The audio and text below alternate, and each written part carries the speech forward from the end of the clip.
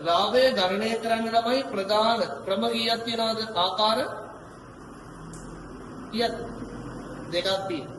හරි. ප්‍රධාන ආකාර දෙකක්. එකක් තමයි ඔයාලට මතක නෑ වගේ නම් මතක් කරගන්න. හැබැයි අපු අමතක කරගන්න එපා. තේරුණාද? හරි. එතකොට ලාභයේ ගණනය කරන ක්‍රම දෙකක් තියෙනවා.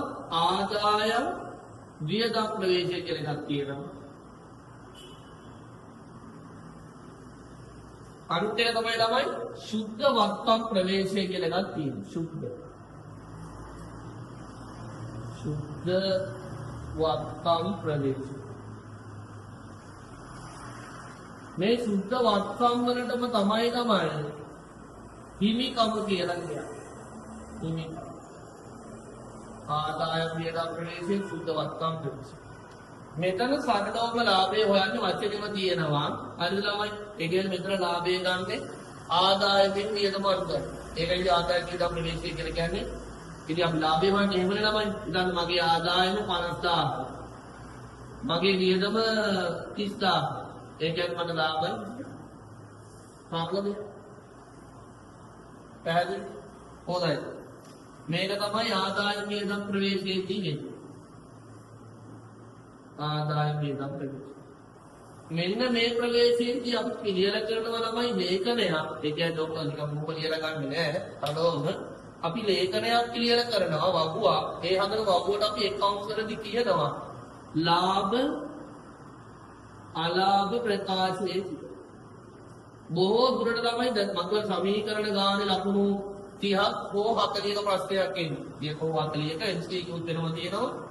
එතකොට මේ ලාභ අලාභ ප්‍රකාශය අනිවාර්යයෙන්ම අහනවා. අනිවාර්යයෙන්ම කියනකොට 80ක් වගේම අහනවා. නැත්නම් අලුත් එක. ඒක ලොකු දෙයක් නෑ. හරි. ලාභ අලාභ ප්‍රකාශයක් පිළියෙල කරනවා ආදායම් වියදම් ප්‍රවේශයේදී ලාභ අලාභ ප්‍රකාශය පිළියෙල.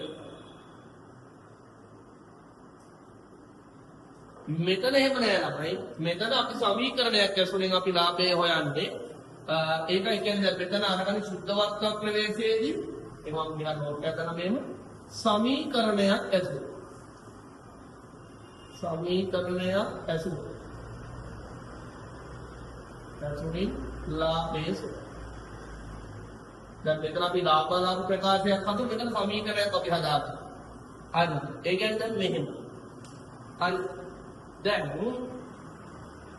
උදේ මේ ටික හොඳටම අහගෙන ඉන්න. දැන් ළමයි.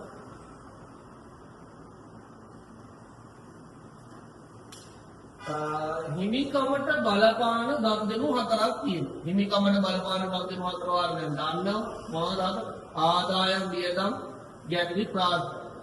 ආදායම් වියදම් ගැනීම ආපහු ප්‍රාර්ථනා.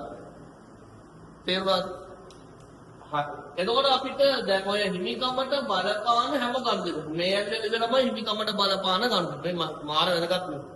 හිමිකමට බලපාන හැම ගණන්දෙනුවම ලාභයට බලපාන්නේ නැහැ. හරි. ඒ කියන්නේ මේ ගණන්දෙනු හතරේ හිමිකමට ප්‍රධාන වශයෙන්ම බලපාන්නේ මේ ගණන්දෙනු හතරේ. හරිද? මේ ගණන්දෙනු හතරේ ලාභයට බලපාන්නේ සරලවම ආදායම් වියදම් විතරයි. ඒ ලාභයවත් ගන්න ආදායම් පිට වියදම් විතරයි. ඒ කියන්නේ තමයි ජනලි කියන්නේ ව්‍යාපාරයේ දේවල් නෙවෙයි. ජනලි ප්‍රාර්ථනානේ. එයයි කරන්නේ. ඒක අපි දැන් බලන්නේ ව්‍යාපාරයේ ලාභයෙන්. අපි කියන accounts වලදී ව්‍යාපාරයයි අයිති කරුවයි කියන්නේ දෙන්නේ. ඒතකොට මේවා ව්‍යාපාරයට අදාළ දේවල් නෙවෙයි. ඒ අයිති කරපු දේ. එහෙනම් ළමයි ලාභයට බලපාන්නේ ව්‍යාපාරයේ ලාභය හොයද්දි බලපාන්නේ සරලවම සරල දෙයක්. ආදායම් වියදම් විතර අපි ලාභය හොයන්නේ ආදායම් වියදම්. එතකොට ආදායම් වියදම් කියන කර්ම ලාභයට බලපාන. ලාභයට බලපාන. එතකොට මේක බලපාන්නේ නැහැ. ලාභයට බල නොපාන. නෝමයි. බලපාන්නේ නැහැ. හරිද? අන්න ලාභයට බලපාන. තේරුණාද කතාන්තරේ? හරි. දැන් හොඳ මේ ඔයාලට පැහැදිලි ආදායම් වියදම් ප්‍රවේශයේදී ලාභ අලාභ ප්‍රකාශයක් හදලා ලාභය හොයන්නේ මේ. සුද්ධවත්කම් ප්‍රවේශයේදී දැක්කෝ ඒක මම කාම් පැහැදිලි කරේ නෑ. සමීකරණයකින් ලාභය හොයනවා. ඊට පොඩි නෝට් එකක් දුන්නා. දැන් මෙහෙමයි. දැන් මේක අපි කතා කරොත් සුද්ධවත්කම් ප්‍රවේශය කියන එක ඔයාලට අනිවාර්යයි. සුද්ධවත්කම කියන්නේ හිමිකම්. තේරුණාද? එතකොට දැන් තමයි මෙතෙන්දි වෙන්නේ හිමිකමේ වෙනස පදනම් කරගෙන ලාභය හොයන. හරිද? මොන අන්තිම ටික හොඳට මහන්සියෙන්. අපි මොකද දැන් වාරක් දෙනවා ගානක මුල. හරි ආරම්භක හිමිකම 2000 කියලා දෙනවා. 2000. හරි. ඊළඟට ගානේ දීලා තියෙනවා අග හිමිකම. අග හිමිකම අපි උ 5000 කියලා දීලා තියෙනවා. තේරුණාද මේ කියන්නේ මොන දැන් මුල 2000යි අග හිමිකම අවසානයේ 5000. ඒ කියන්නේ හිමිකම මොකක්ද වෙලා තියෙන්නේ? වෙනස් වෙලා තියෙනවා. හිමිකම වැඩි වෙලා තියෙනවා. 3000. හිමිකම වැඩි වෙලා තියෙනවා. එතකොට තමයි හිමිකම වැඩි වෙන්න බලපාන්නේ සරලවම මේකම දෙනවා. මේ හතර. දැන් මෙතන 3000කින් වැඩි වෙලා තියෙනවා. අඩු වෙන්නත් පුළුවන්. වැඩි වෙන්නත් පුළුවන්. දැන් මේ වැඩි වෙන්න බලපාන මේ කම දෙන්නේ. ආදායම වියදම ගැලෙන ප්‍රාග්. තේරුණාද? ඒ කියන්නේ මේකට ආදායම වියදම මේකට අදාළ වෙලා තියෙනවා. එහෙනම් මට වෙන සූත්‍රයක් හදා ගන්න පුළුවන්. අගහිමි කමින් ළමයි අගහිමි කමෙන් අඩු කරනවා මුල හිමිකම. අගහිමි කමෙන් මුල හිමිකම අඩු. මේකෙන් මේක අඩු. තේරුණාද? 3000ක් තියෙනවා. හැබැයි ඕක මට ලාභයේ විදිහට කියන්න බෑ. තේරුණාද? ඇයි? ලාභය හොයද්දි දැන් මේක අදාළ වෙන්නේ නැහැ. ගැණිලි ප්‍රාර්ථන මේ ලාභයට බලපාන්නේ නැහැ. එහෙනම් ওই දෙක ගලපන්න ඕන. තේරුණාද? දැන් මෙතන ආදායම කියලා මේවා තියෙනවා. හැබැයි ගැණිලි ප්‍රාර්ථනයේ බලපාන්නේ නැහැ. එහෙනම් මේ දෙක ගලපන්න. දැන් ගැණිලි මෙහෙමයි. ගැණිලි අපි ගැණිලි හිමිකම තියෙන්නේ මොකද කරගන්නේ? අඩු කරගන්න. එහෙමනේ. අයිතිකව ගැණිලි කරා කියන්නේ දැන් මේ දෙන්නේ හිමිකම තියෙනවා. හිමිකම තියෙනවා ගැණිලි කරා කියන්නේ තමයි ඒක අඩු කරගන්න. අපිට මොන 500ක් ගැණිලි තියෙනවා 500ක් අඩු කරගන්න. ගැණිලි කියන්නේ වියදමක්. ඒ කියන්නේ ව්‍යාපාරයේ වියදමක් නෙවෙයි. ව්‍යාපාරයේ එක ඔය කියන්නේ දෙන්නේ නෙවෙයි. එහෙනම් ගැණිලි කියන්නේ ළමයි වියදමක් නෙවෙයි. තේරුණා? හැබැයි දැන් මොකද වෙලා තියෙන්නේ? අඩු වෙලා තියෙන්නේ. ව්‍යාපාරයේ වියදමක් නොවන නිසා ඒ ගැණිලි ටික නැවත එකතු කරගන්න. ව්‍යාපාරයේ වියදමක් නෙවෙයි. තේරුණාද? හරි.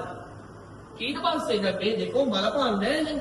එතකොට ප්‍රාර්ථන එකවීමක් කියනවා නම් ළමයි. අයිතිකාරය ආපහු ප්‍රාර්ථනේ දාලා තියෙනවා නම් ඒක හිතකම කියනකොට මොකක්ද වෙලා තියෙන්නේ? එකතු වෙලා තියෙන්නේ. අපි 300ක් වගේ එකතු වෙලා තියෙන්නේ. ඒක ව්‍යාපාරය ආදායමක් නෙවෙයි.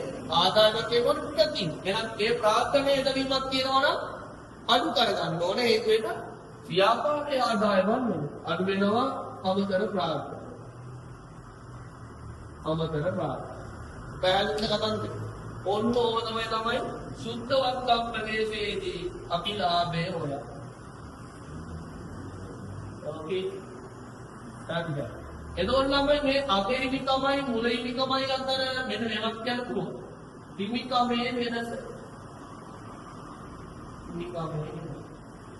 ඕකේ එක විදිහට ගන්න පුළුවන් ළමයි හිමිකමේ වෙනස. හරිද ළමයි? අගහිමිකම ගන්න පුළුවන් වත්කමේ වගකීම් අඩු කරලා එහෙම ගන්න. ඒක එක පාරක්. MCQ ප්‍රශ්න ළමයි ප්‍රශ්න දෙන්න. තේරුණා? ඔව්. ඒක සුද්ධවත්කම් ප්‍රදේශයේ තියෙන සමීකරණයක් ඇතුළෙන් ලාභය වෙනවා. මේ තියෙන්නේ සමීකරණ. සමීකරණ දැන් ඔය එන විදිය තමයි මම පොඩ්ඩක් පැහැදිලි කරේ. ඒවා මතක තියාගන්න ඕනේ. මතක තියාගන්න හොඳයි. මේ සූත්‍ර මතක වෙනකන් ඒක ගන්න ටික හදාගන්න කොයිද ඕක දාන්න තියෙනවා.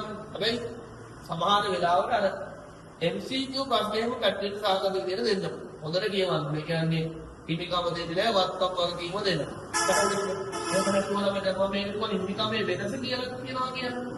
හිමිකමේ වෙනස ගන්න පුළුවන් වත්කම් වෙනස වගකීමේ වෙනස අඩු කරනවා. ඒව හොයන්නත් එක එක විදිහට දෙනවා. හරි.